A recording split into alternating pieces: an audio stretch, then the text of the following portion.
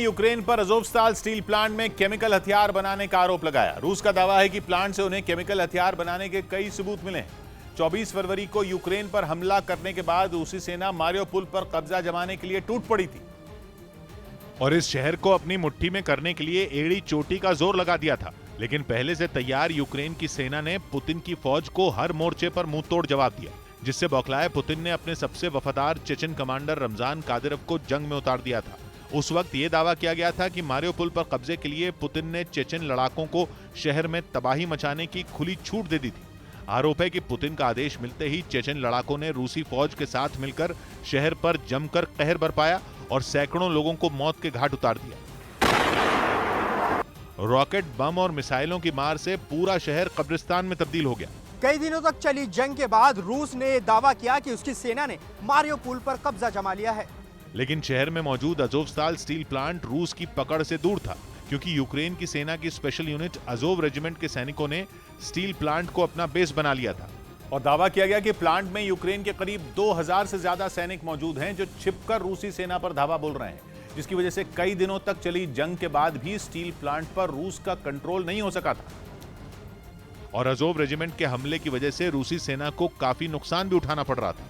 अज़ोवस्ताल steel plant में छिपे Azov regiment के सैनिक रूस के सामने दीवार बनकर खड़े हो गए थे, या यूं कहें कि उन्होंने पुतिन की फौज की नाक में दम कर दिया। वो न सिर्फ रूसी फौज को स्टील प्लांट में घुसने से रोक रहे थे, बल्कि उन्हें करारा जवाब भी दे रहे थे।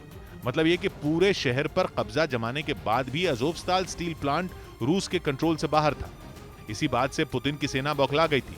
स्टील प्लांट को जीतना रूस के लिए नाक का सवाल बन गया था। इसके बाद रूसी सेना ने स्टील प्लांट को चारों तरफ से घेर कर हमला बोल दिया।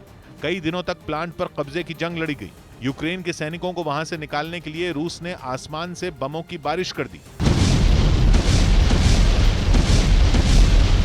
रूस ने अपने सबसे ताकतवर टैंकों से प्लांट की इमारतों पर ताबड़तोड़ गोले बरसाए, लेकिन इसके बाद भी पुतिन की सेना स्टील प्लांट पर कब्जा जमाने में नाकाम रही।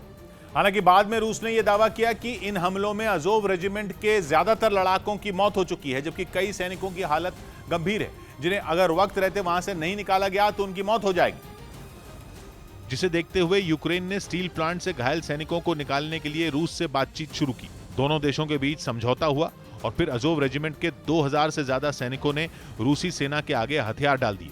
स्टील प्लांट पर कब्जा करने के बाद वहां तलाशी अभियान शुरू किया गया।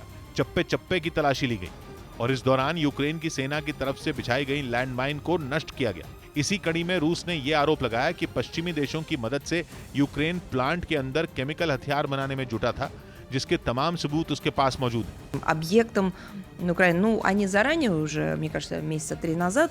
हालांकि इससे पहले ज़ेलेंस्की पुतिन पर जंग में केमिकल हथियार इस्तेमाल करने का आरोप लगा चुके हैं। उनका यह भी आरोप है कि प्लांट में छुपे यूक्रेन के सैनिकों को बाहर निकालने के लिए रूस ने फास्फोरस बम का इस्तेमाल किया था। हालांकि इन आरोपों को रूस की तरफ से खारिज कर दिया गया था।